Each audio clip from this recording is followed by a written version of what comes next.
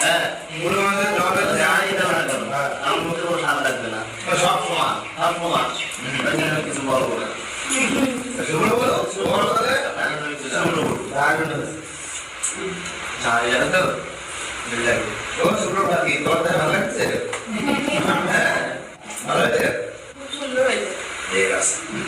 মা আমাকে একটু আলু দাও দেবো আমি জোর করে নিয়ে নাও মাছটা জোর করে সবাই খেতে পারবো না বলে আমি মাছটা আগে